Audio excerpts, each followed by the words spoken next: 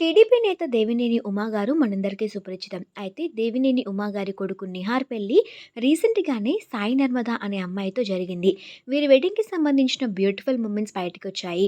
ఆ ఫోటోస్ చూసిన వాళ్ళంతా ఈ నూతన వధూవరులకి కంగ్రాచ్యులేషన్స్ తెలియజేస్తూ కామెంట్స్ పెడుతున్నారు. అయితే నిహార్ అలానే సాయి నర్మద పెళ్లి కంకిపాడులోని అయాన కళ్యాణ మండపంలో జరిగింది. ఈ పెళ్లికి చాలా మంది ప్రముఖులు, పొలిటీషియన్స్ అటెండ్ అయ్యి సందడి చేశారు. నారా చంద్రబాబు నాయుడు గారి భార్య నారా భువనేశ్వరి గారు కూడా ఈ పెళ్లికి అటెండ్ అయ్యి నూతన వధూవరులకి తమ బ్లెస్సింగ్స్‌ని అందించారు.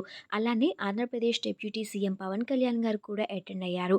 అంతేకాకుండా తెలంగాణ రాష్ట్ర ముఖ్యమంత్రి రేవంత్ రెడ్డి గారు కూడా అటెండ్ అయ్యి నూతన వధూవరులకి బ్లెస్సింగ్స్ అందించారు.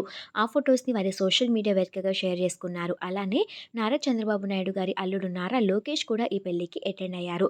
ఆ బ్యూటిఫుల్ మూమెంట్స్ అన్నీ ప్రస్తుతం సోషల్ మీడియాలో వైరల్ అవుతున్నాయి. ఆ ఫోటోస్ చూసిన వాళ్ళంతా ఈ నూతన వధూవరులకి కంగ్రాచ్యులేషన్స్ తెలియజేస్తూ హ్యాపీ మ్యారీడ్ లైఫ్ విషెస్ తెలియజేస్తున్నారు.